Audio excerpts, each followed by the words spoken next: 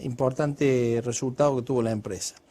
En esos casos, esta gratificación también es deducible, se va a considerar un gasto necesario para obtener, mantener y conservar ganancias grabadas, y el 87G nos dice que ese gasto podrá ser deducido en el presente ejercicio siempre y cuando se pague hasta el vencimiento de la declaración jurada de impuestos.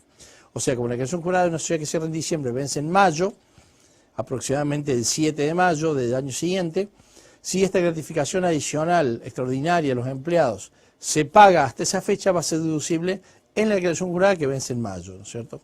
Por ejemplo, si la declaración jurada de diciembre de 2009 vence en mayo de 2010 y la gratificación se pagó en abril de 2010, esa gratificación va a ser deducible en la declaración jurada 2009, a pesar de que quizá no está contabilizada en el 2009, ¿no es cierto? Si por el contrario no se paga hasta el vencimiento de la declaración jurada, se va a poder deducir en el futuro en el ejercicio en que se pague. Luego, el 87H nos habla de los aportes de los empleadores a los planes de seguro de retiro privados efectuados por los empleadores para los empleados. Eso tiene un tope, es una deducción muy baja, ya hoy está en el orden de los 630 pesos, o sea que prácticamente no tiene mayor efecto. Luego, el 87I nos habla de gastos de representación. Los gastos de representación van a ser deducibles siempre y cuando realmente tengan ese objetivo y tienen un límite del 1,5% de las remuneraciones pagadas al personal. O sea, todo lo que tenga que ver con gastos efectuados de forma extraordinaria en representación de la empresa, llamémosle agasajos, reuniones, comidas, eventos sociales, que de alguna manera tienden a representar y a preservar el nombre de la empresa, son deducibles, pero con ese tope que les acabo de comentar recién, que está justamente en el 87, inciso I. El 87J nos habla de honorarios de directores. No me voy a detener mucho porque lo vamos a hablar en la teleclase 4, en la última, pero es un tema también que genera una cierta problemática. Los honorarios a los directores de las sociedades de capital son deducibles, pero con algunos límites que vamos a ver más adelante, ¿no es cierto? Bien, dentro de ese tema entonces, pasando a otro tema, el tema que nos ocupa siempre en la problemática de tercera categoría es el concepto de amortizaciones. Partiendo ya de la ganancia de tercera categoría, el artículo 83 y 84 de la ley nos hablan de cuáles son las amortizaciones deducibles.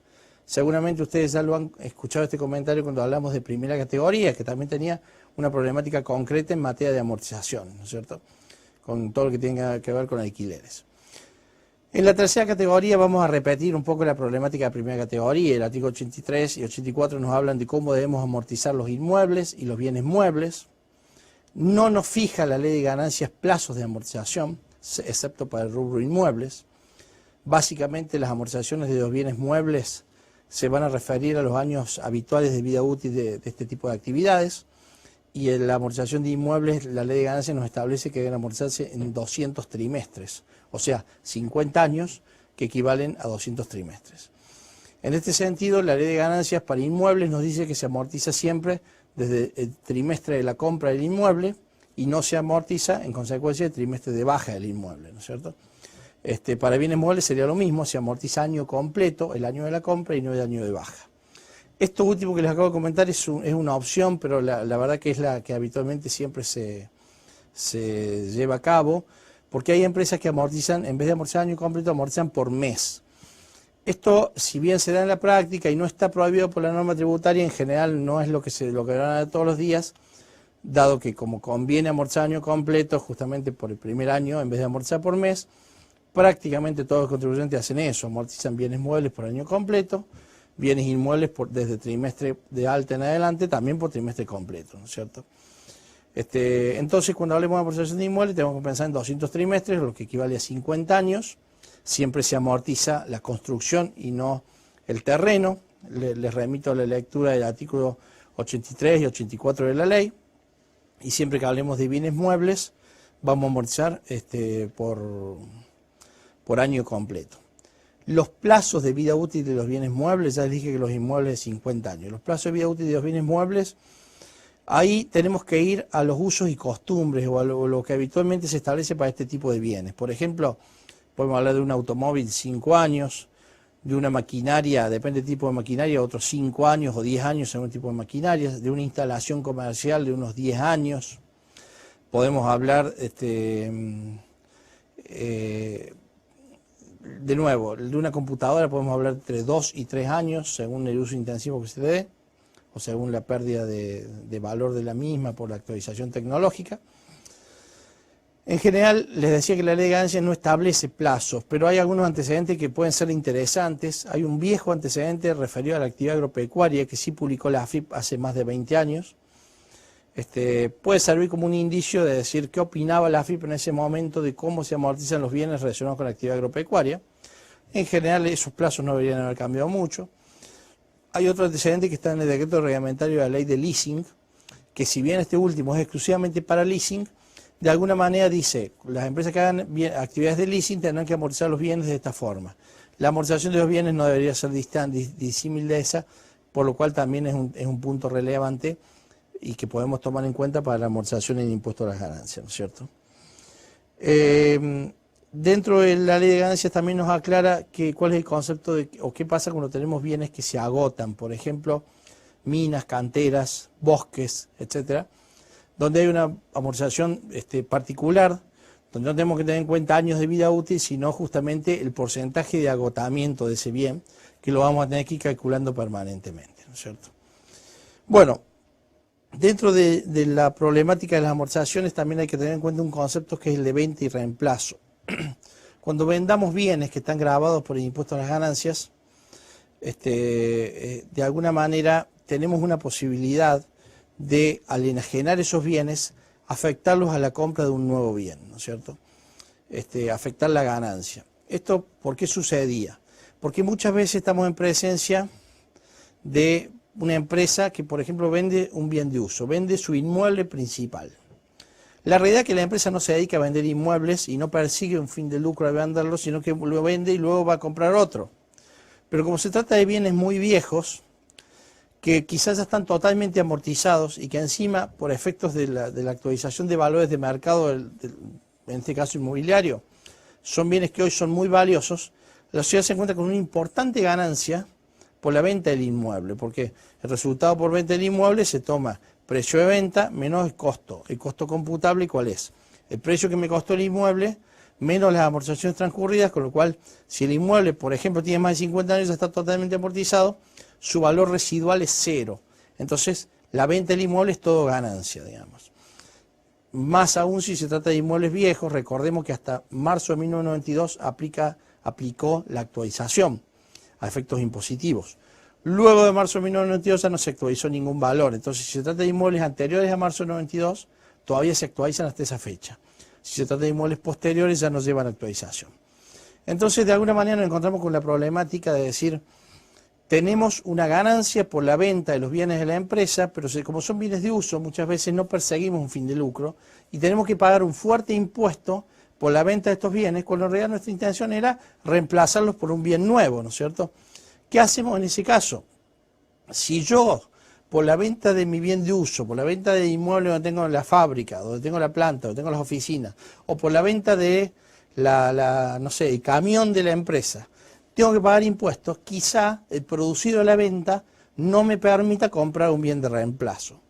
Para eso, el artículo 67 de la ley nos prevé la figura de lo que se llama, en efectos tributarios, venta y reemplazo.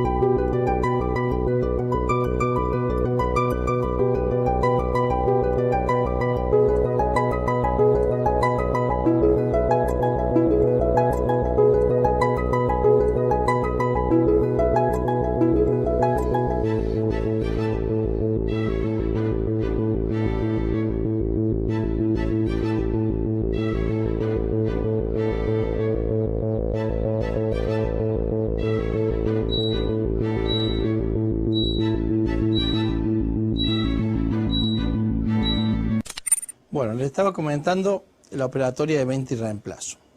Cuando hablamos de venta y reemplazo, tenemos que tener en cuenta dos conceptos. Primero, si estamos reemplazando bienes muebles o si estamos reemplazando bienes inmuebles afectados a la actividad de la empresa. Si se trata de reemplazo de bienes muebles, el artículo 67 y su correlato en el decreto reglamentario nos dicen que, o mejor dicho, nos dan a entender que solamente se podría hacer un reemplazo de bienes muebles por otros bienes muebles afectados a la actividad. En ese sentido, nos dice la ley que la ganancia obtenida en la enajenación de esos bienes muebles podrá afectarse a la compra de un nuevo bien, de reemplazo del anterior. Por ejemplo, nosotros tenemos un camión afectado a la actividad, como bien de uso.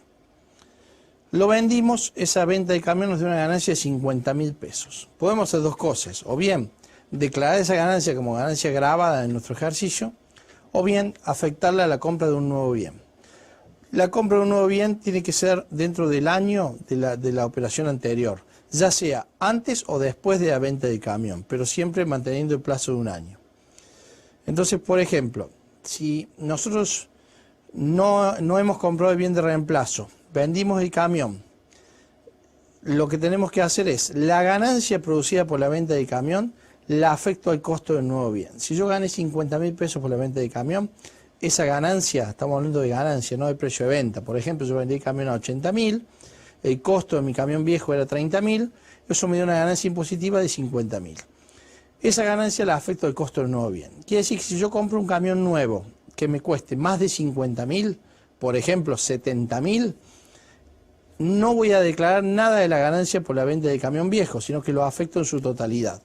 Quiere decir que el nuevo camión, en vez de activarlo por 70.000, lo voy a activar directamente por 20.000 y lo voy a amortizar por 20.000 de acá en adelante. De alguna manera esto implica, en vez de declarar ahora la ganancia por la venta del camión, la voy a declarar en muchos años futuros vía menor amortización del camión nuevo, porque el camión nuevo en vez de amortizar 70 voy a amortizar 20. ¿Sí? El efecto a lo largo de los años es neutro, pero en el momento financieramente es importante, porque yo dejo de declarar una ganancia significativa en el primer año y la voy declarando vía menor amortización en muchos años, quizás en 5 años, por ejemplo, de vida útil de camión viejo, de camión nuevo, de camión de reemplazo. En cambio, cuando estamos en presencia de bienes inmuebles, la ley me dice de alguna forma que yo puedo reemplazar inmuebles por otros bienes, inclusive por bienes muebles, y el procedimiento es distinto, porque acá lo que me pide es que yo no tengo que afectar la utilidad al costo de un nuevo bien, sino el precio de venta del inmueble al costo de un nuevo bien. Entonces, por ejemplo, si vendemos el edificio donde está ubicada la administración de la empresa, lo vendemos a 200.000 pesos, ¿sí? Ese edificio tenía un costo de 70.000 pesos. Eso me da una ganancia de 130.000 pesos, ¿sí? Yo puedo hacer dos cosas, tributar sobre esa ganancia o afectarle al costo de un nuevo inmueble o de un nuevo bien, que puede ser también antes o después de la venta del inmueble viejo. Supongamos que vendimos un inmueble y lo afectamos al costo de un nuevo inmueble, por decir, o cualquier otro bien.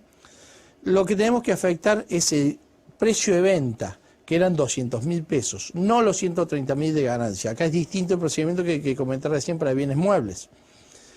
En ese caso, como lo que tenemos que afectar es el precio de venta, es importante que el bien de reemplazo tiene que valer, por ejemplo, más de 200.000 pesos. Si nosotros vendimos el inmueble a 200.000 pesos, obtuvimos una ganancia de 130 y, por ejemplo, compramos un bien de reemplazo que nos cuesta 300.000 pesos, en ese caso, toda la ganancia de la venta del viejo inmueble va a estar afectada al costo del nuevo bien. ¿Por qué? Porque vendimos a 200 y compramos a 300. Entonces, los 130 no los voy a declarar ahora como ganancia y los voy a afectar al costo del nuevo bien. Entonces el nuevo bien, que me costó 300, lo voy a activar a efectos impositivos por 170. Y lo voy a amortizar por 170 de acá en adelante. Ahora, ¿qué pasaría si el bien de reemplazo en vez de costar 300.000 hubiera costado 180.000 pesos? En ese caso, como el precio de venta del bien reemplazado era 200.000, yo no estoy afectando todo el precio de venta, sino una parte del mismo. Quiere decir que voy a hacer 180 sobre 200, que me da aproximadamente un 90%.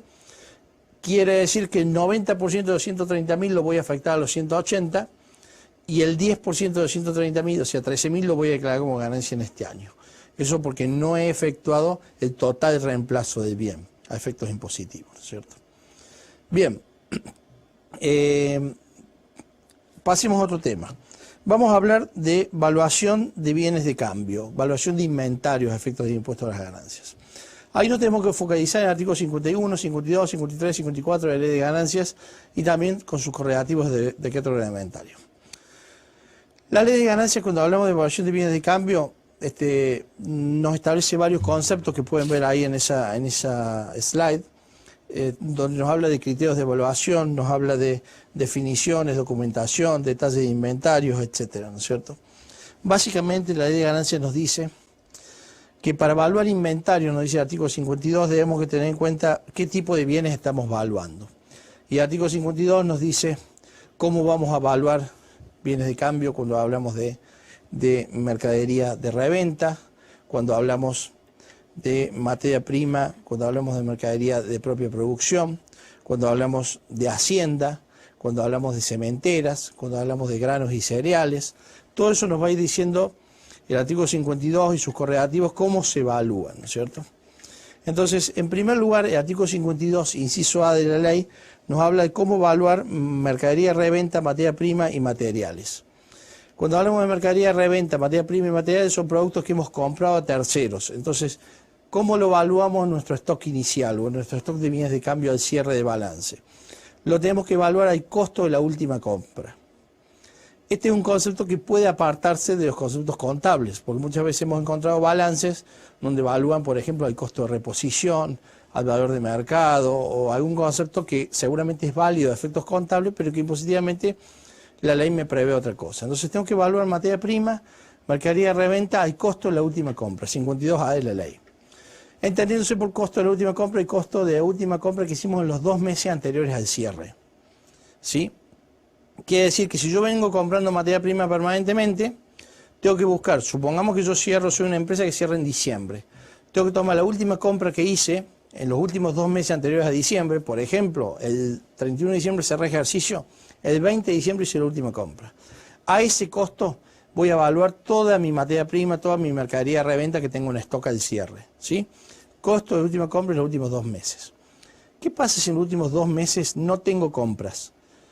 La ley me dice, busque la última compra del todo el año y actualícela, aunque les recuerdo que la actualización está suspendida, con lo cual da lo mismo que en definitiva también siendo la última compra del año. Y si no hice compras en el año, tengo que tomar la última compra según stock inicial, ¿sí? Según el inventario inicial, según el balance anterior. Y a ese precio evalúo todos mis bienes de cambio cuando hablamos de mercadería de reventa, materias primas, etcétera, ¿no es cierto? Cuando hablamos de costo de la última compra efectuada en los últimos 2 meses, es importante tener en cuenta que la misma tiene que ser representativa.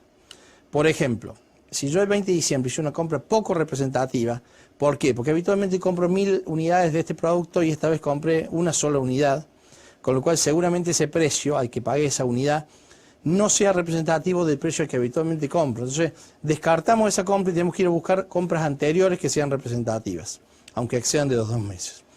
Una vez que encontré la última compra que sea representativa del volumen habitual de compras que yo hago, ese costo de última compra evaluada a precio de contado va a ser el costo que es mi referencia para evaluar toda mi materia prima o mi mercadería de reventa y materiales que tengo en stock, ¿no es cierto? Luego, cuando tenemos productos elaborados, ya no estamos hablando de evaluar mercadería de reventa, sino productos elaborados, productos que yo he fabricado, la cuestión se torna un poquito más compleja, digamos, porque ya no se trata de decir, lo compré, lo evalúo a la última compra, sino decir, tengo productos elaborados por mí, ¿sí? ¿Cómo los voy a evaluar? Ahí la ley, el artículo 52, inciso B, me da dos particularidades. Primero, me dice, fíjese si lleva sistemas de producción que le permitan determinar el costo de cada partida, o sea, lo que se llama costos por orden o costos por proceso. Si yo tengo un sistema de costeo en la empresa que me permite determinar el costo de cada partida de productos elaborados, en ese caso podremos seguir a efectos impositivos ese sistema contable, ¿sí? Ahora, si no tengo un sistema de costeo tan sofisticado y de alguna manera no estoy en condiciones de determinar el costo de cada partida, lo que tengo que hacer es ir por el 52B, primer inciso, que me dice, tome el precio al que usted vende la mercadería, ¿sí? O sea, una vez que usted produce, usted vende, ¿no es cierto? Tome el precio de la última venta de nuevo, efectuada en los últimos 2 meses. Si no hay venta en los últimos 2 meses, tome la última venta en el año. Y si no, el inventario inicial, tome el precio de la última venta, pero réstele al precio de venta de última venta el margen de ganancia bruta estimado en la operación y réstele los gastos directos de venta relacionados con la operación. Entonces yo digo, a ver, no tengo sistema de costeo, entonces ¿yo qué hago? Compro, produzco. Cuando produzco mis productos, valga la redundancia, los vendo a 100 pesos, ¿sí? Pero yo estimo, o mejor dicho, yo en función de mi balance, yo tengo un margen de utilidad contenido en la venta del 20%. Entonces voy a evaluar a 100 pesos menos del 20%, en definitiva a 80 pesos, y a eso además le voy a restar, como dice el 52B, los gastos de venta y el margen de utilidad, o sea, los gastos de venta que yo tengo en la operación. Por ejemplo, yo para hacer esa venta y ganar ese 20% tengo un costo de transporte, un costo de flete o un costo de comercialización X, también lo resto y llego en definitiva por la vía opuesta. En vez de tomar el costo, tomo parto del precio de venta menos mis gastos y mi margen, llego al costo que tenía ese producto para mí, ¿no es cierto? Esa es la otra alternativa y en este caso para evaluar productos elaborados, ¿no es cierto? Cuando hablamos de productos en curso de elaboración, 52C de la ley, el caso es sencillo porque vamos directamente al mismo método de evaluación de los productos elaborados, pero ahí lo que yo tengo que tener en cuenta es al producto en curso de elaboración, evaluarlo igual que un producto elaborado y aplicarle el porcentaje de acabado. O sea, el producto en curso de elaboración seguramente no está totalmente terminado, tiene por ejemplo un 70% de acabado, lo voy a evaluar el 70% de lo que evaluaría un producto terminado si se trata de productos elaborados. Eso está en el 52C de la ley de ganancias. Otros bienes de cambio que es importante tener en cuenta es cuando evaluamos hacienda, cuando evaluamos cereales y cuando evaluamos cementeras. O sea, todo lo que vamos a tener en cuenta ahora es relacionado con la actividad agropecuaria. Cuando evaluamos hacienda, o sea, básicamente tenemos 2 tipos de evaluación. Hablando, por ejemplo, de hacienda bovina. Tenemos establecimientos de invernada y establecimientos de cría. Cuando hablamos de establecimientos de invernada, todo eso está en el 52D de la ley, nos dice, usted tome el valor de venta de la hacienda de invernada en el mercado donde acostumbra operar, réstele los gastos directos de venta y a ese valor se evalúa la hacienda. Cuando tenemos establecimientos de cría, el método de evaluación es, digamos, más beneficioso para el contribuyente y de alguna manera me permite tomar una evaluación menor para los establecimientos de cría. Esto porque seguramente en algún momento se quiso favorecer al establecimiento criador, ¿no es cierto? Ahí me manda el artículo 53 de la ley al concepto de costo estimativo por revaluación anual. Básicamente, cuando hablamos de costo estimativo por revaluación anual, estamos hablando de evaluar la hacienda conforme ciertos parámetros, al precio de la última venta de la hacienda, buscamos la hacienda más vendida, siempre que sean ventas representativas.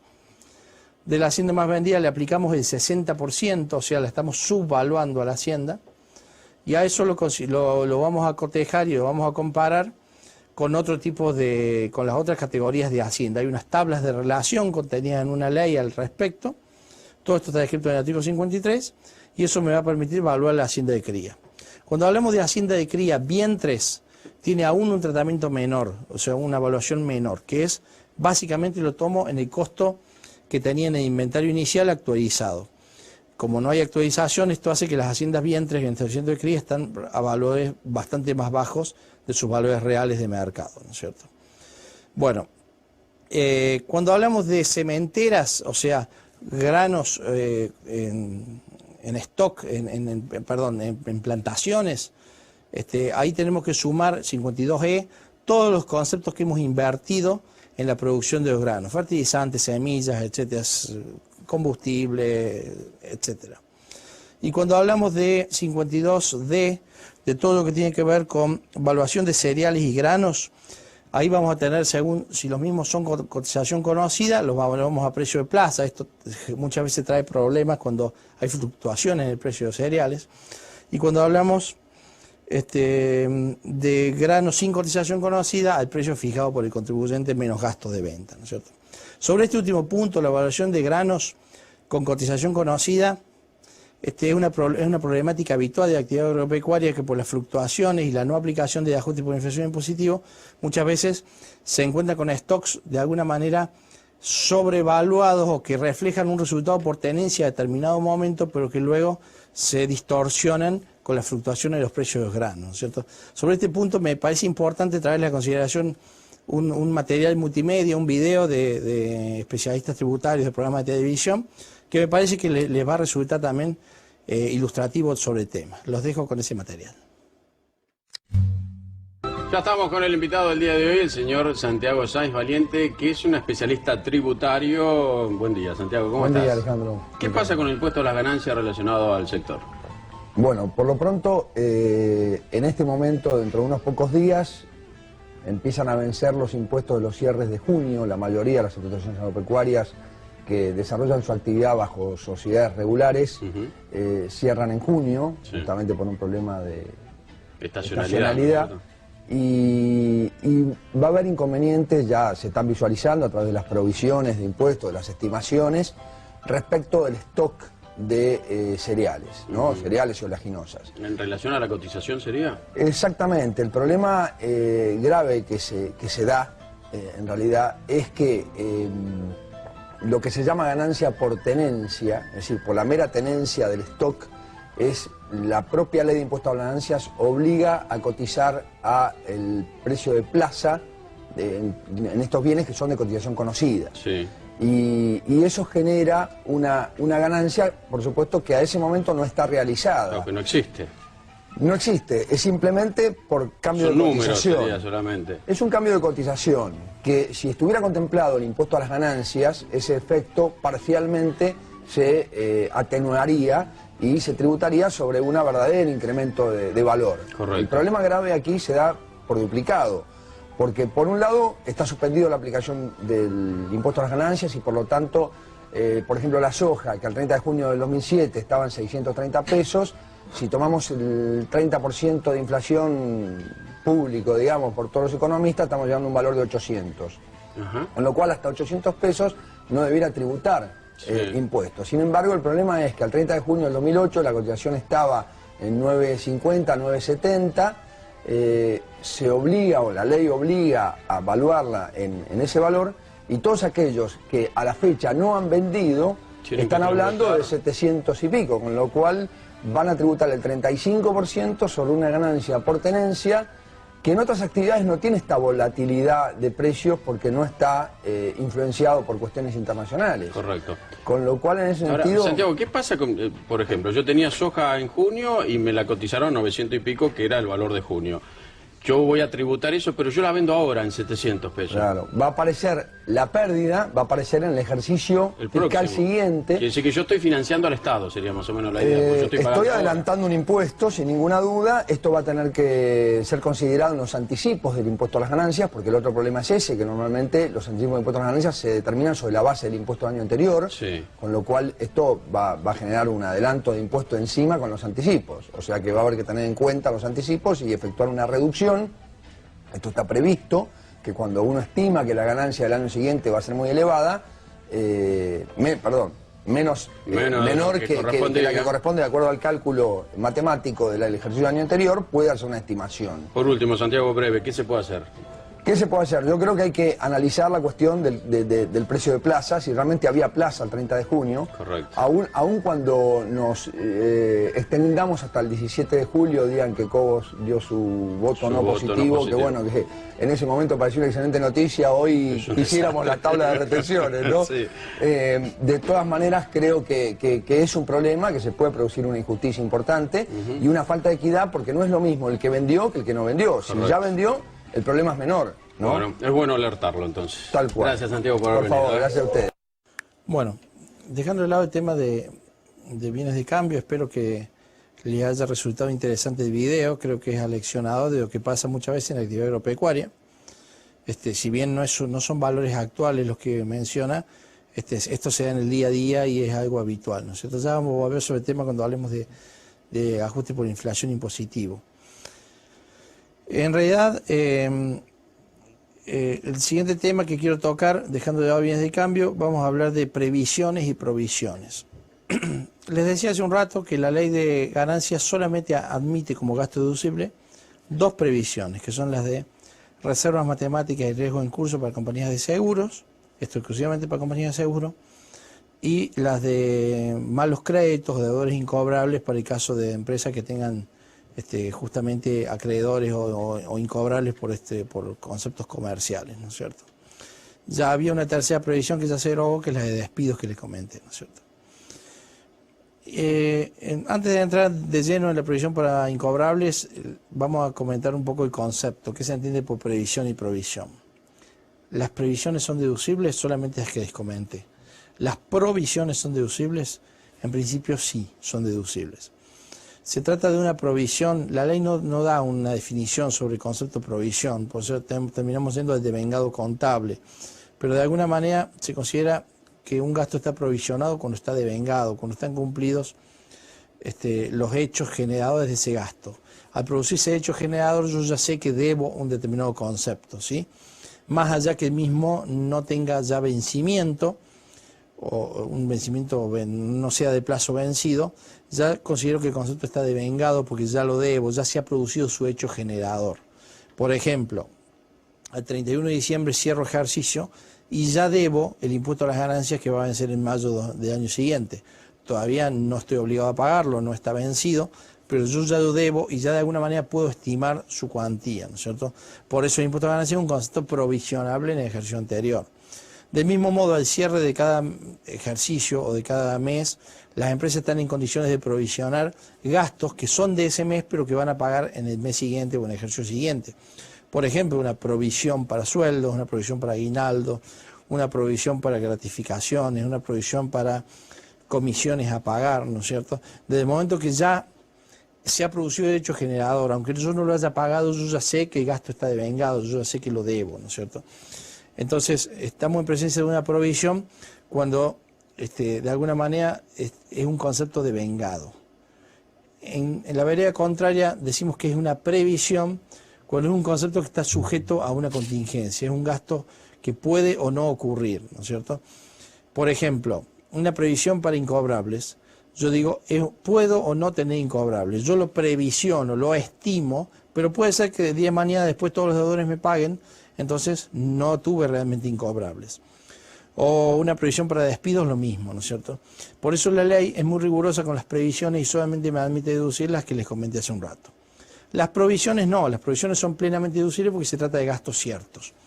Quizá no se produjo su vencimiento, quizá todavía inclusive puedo no saber el monto exacto de la provisión adeudada, pero yo ya sé qué concepto lo debo y ya por lo tanto puedo deducir el gasto.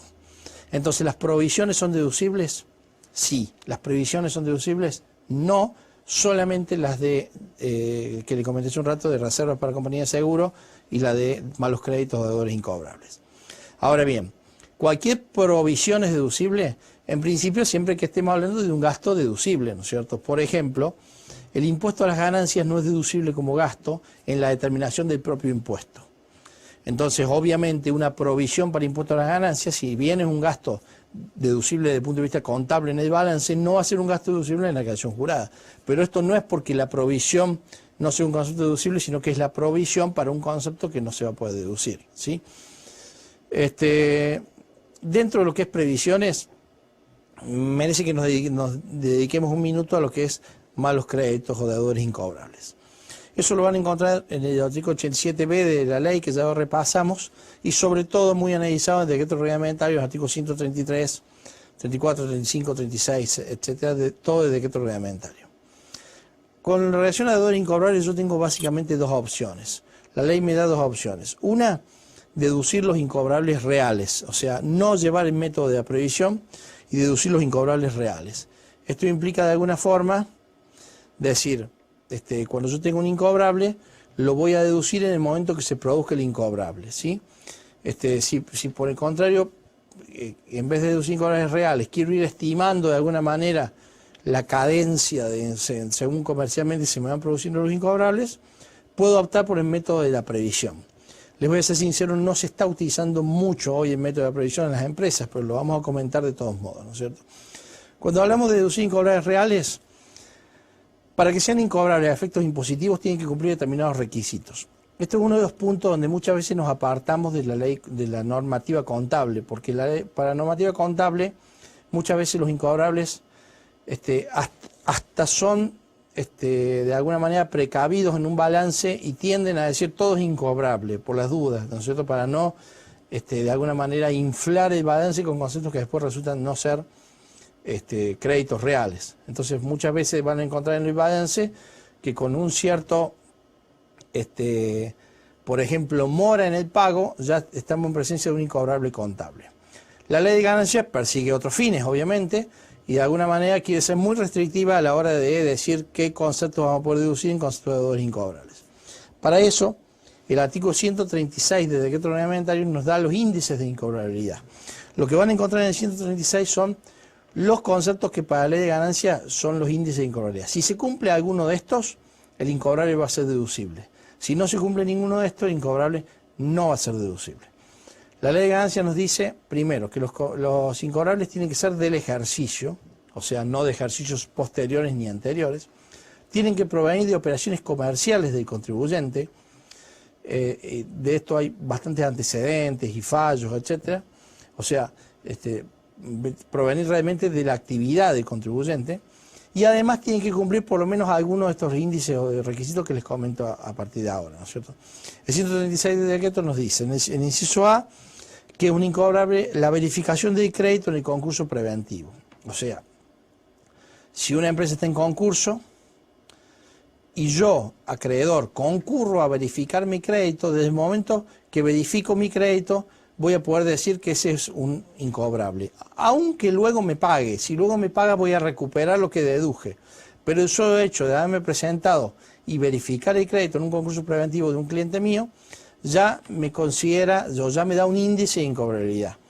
Se supone que si la empresa está en concurso, de alguna manera mi crédito está por lo menos en riesgo, ¿no es cierto? Entonces, el hecho que yo me haya presentado a verificar el crédito, ya me convierte en acreedor y ya me permite deducir el gasto como incobrable, ¿sí? Lo voy a deducir en el ejercicio que se produzca la verificación del crédito en el concurso. Luego, si después, años después, a instancias del concurso, termino cobrando todo o una parte, la parte que recupere la voy a gravar, ¿sí? Otro índice de incobrabilidad, el 136, inciso B, nos dice la declaración en quiebra del deudor. De nuevo, si yo tengo un deudor que es declarado en quiebra por un juez, ese es un elemento más que fuerte que a mí me permite deducir como incobrable los créditos que yo tenía con él, ¿no es cierto? De nuevo, lo mismo que dije recién, si después los recupero, los voy a grabar, ¿no es cierto? 136, inciso C, desaparición fehaciente del deudor. Ese es un tercer índice de incobrabilidad. Desaparición fehaciente del deudor. No basta con que lo llamé 2 veces al deudor y no lo pude encontrar, sino que de alguna manera yo tengo que haber agotado los elementos para encontrar a mi deudor y de alguna manera tengo elementos fehacientes que me permiten acreditar que el deudor está desaparecido, se ha ausentado de sus lugares habituales, no da indicios, por ejemplo, cerró la empresa, desalquiló el galpón donde estaba, nunca más lo pudimos encontrar, sabemos que se fue al exterior, lo que fuera, algún indicio que realmente me diga este deudor desapareció, o sea, de alguna manera este deudor nunca le voy a poder cobrar el crédito, ¿no es cierto? Luego, un cuarto índice de incobrabilidad es la iniciación de acciones judiciales tendientes al cobro. Si yo le inicio juicio, acciones judiciales tendientes al cobro, es un elemento que me permite sostener que estoy en presencia de un incobrable. ¿Cómo será que le tuve que iniciar juicio para que me pague? Entonces ahí ya no importa cómo salga el juicio. Yo en el momento que inicio juicio lo puedo deducir a incobrable como tal. O sea, mandar a pérdida los créditos que yo tenía con él, deducirlos de impuestos. Luego, si a instancias de juicio o una negociación posterior recupero parte de lo que ya deduje, lo voy a grabar, ¿sí? Otro índice de incobrabilidad es la paralización manifiesta de las operaciones del deudor. Parecido al que dijimos recién de desaparición. Si el deudor paralizó sus operaciones, de alguna manera lo puedo acreditar a eso y no tengo forma de cobrarle, estamos también en un índice de incobrabilidad. Y un último índice es la prescripción. se considera que cuando opera la prescripción comercial caducó mi derecho a reclamar el crédito. Ojo que en ese aspecto hay algunos antecedentes donde el fisco dice no basta con haber dejado pasar el tiempo para deducir el incobrable, sino que yo debería haber iniciado alguna acción o haber mostrado alguna voluntad de cobro, digamos, ¿no es cierto? No basta con que yo, la inacción en ese caso del acreedor, simplemente para dejar pasar el tiempo no basta, o no es un índice en sí mismo de incobrabilidad. Entonces, esos son los índices de incobrabilidad. Con esos índices yo voy a deducir mis deudores incobrables o mis malos créditos. Tengo dos formas de deducirlo. Una, por afectación directa. Cuando se me produce un incobrable, lo voy deduciendo en el momento que se produce, según los índices que acabo de comentar. Otra, por la vía de la previsión. La vía de la previsión, que está comentada en el artículo 133, 34, 35 del decreto reglamentario, lo que me dice es, estime los deudores incobrables que va a tener, en función de los incobrables de los últimos 3 ejercicios, sobre los créditos comerciales de los últimos 3 ejercicios. Eso le va a dar un porcentaje de incobrabilidad de los últimos 3 ejercicios y aplíquelo al año en curso. Luego corrija, como es una estimación, una previsión, la voy deduciendo año a año y la voy deduciendo después contra incobrables reales. En definitiva es un efecto financiero que a lo sumo se da te voy adelantando un poquito la deducción. Por eso es que no se usa tanto hoy por hoy la deducción de la previsión para incobrables. Bueno, y además puedo deducir como incobrables los créditos de menor significación, hasta 10.000 pesos, me dice la ley, siempre y cuando se traten de créditos que no cumplan los índices que comenté recién, pero donde se trata de créditos donde hemos cortado operaciones, hemos dejado de operar, lo hemos notificado de su condición de moroso en forma fehaciente, tienen más de 180 días, y son créditos que muchas veces, porque son menores a 10.000 pesos, no estoy en condición de iniciar el juicio porque son antieconómicos. En ese caso también los puedo deducir. Pero se tienen que cumplir estos requisitos que les estoy comentando, ¿no es cierto? Bien. El siguiente punto que quiero hablar unos minutos es del tema de deducciones no admitidas. Eso lo van a encontrar, ahí lo pongo en las filminas, o sea, gastos no deducibles lo van a encontrar en el artículo 88 de la Ley de Ganancias. Básicamente, sabemos que no vamos a poder deducir estos conceptos que están ahí enumerados. Amortización de llaves, marcas y activos similares cuando tengan una vida útil ilimitada, ¿no es cierto? Amortizaciones y pérdidas por desuso en casos extraordinarios. Donaciones efectuadas a entes que no son reconocidos como exentos por la AFIP. Algunos gastos en particular. El impuesto a las ganancias tampoco es deducible, el impuesto a las ganancias y tampoco los impuestos sobre terrenos baldíos y campos que no se exploten, como les comentaba hace un rato. Las multas e intereses punitorios derivados de obligaciones fiscales. El 145 del reglamento nos dice que las multas no van a ser deducibles y tampoco los intereses punitorios, o sea, eso es cuando voy a juicio. Sí son deducibles los intereses resarcitorios, que son los intereses que habitualmente nos cobra la AFIP. Bueno, dos comentarios. En el artículo 94 y 95 van a encontrar la problemática del ajuste por inflación impositivo. El mismo, como no hay más actualización a efectos fiscales desde 1992, en la práctica está vigente, pero resulta en cero su cálculo, con lo cual hoy por hoy no es material su determinación. La AFIP, a pesar de la inflación que hemos tenido en los últimos años, ha sostenido la no aplicación del Instituto de Ajuste por Inflación. Esto trae cuestionamientos en la actividad agropecuaria o en determinadas empresas que de alguna manera ven que están pagando por unos resultados por tenencia que son ficticios, sino que más bien responden a los efectos de la inflación. Hay algunos fallos de corte ya en el sentido de la aplicación de este instituto, pero en casos muy restrictivos y donde realmente se pudo acreditar en forma extrema los recaudos que tenía que tener la empresa, con lo cual yo les diría que en la práctica hoy por hoy no lo estamos aplicando el ajuste por inflación, salvo que tengamos un caso realmente muy extremo, como les decía recién, ¿no es cierto? Bien, para cerrar un breve repaso de los conceptos que hemos incluido en este módulo, para que lo vean en esta diapositiva. Ganancia bruta de tercera categoría, ¿qué se entiende por ganancia bruta de tercera categoría? ¿Cuáles son los conceptos grabados? ¿Cómo se determina? ¿Sí? Recordemos el artículo 49, 50 de la Ley de Ganancias. ¿Cómo tributan las sociedades de personas? ¿Sí? En distingo con las sociedades de capital, de las que ya vamos a hablar en la siguiente clase. cuáles son los conceptos de las amortizaciones a efectos fiscales, cuáles son los gastos deducibles en la tercera categoría en general, ¿sí? ¿Qué pasa cuando tenemos venta de bienes afectados a la actividad? La figura de la venta y reemplazo, ¿sí? Cómo evaluamos bienes de cambio, cómo evaluamos inventarios a efectos tributarios, a efectos del impuesto a las ganancias, ¿sí? Artículo 52 y siguientes de la ley de ganancias. El concepto o la diferencia entre provisiones y provisiones, ¿sí? Este es un tema que los va a acompañar en todas las liquidaciones de tercera categoría. Y finalmente, otros gastos deducibles y los gastos no deducibles, los conceptos no deducibles también a efectos de la tercera categoría.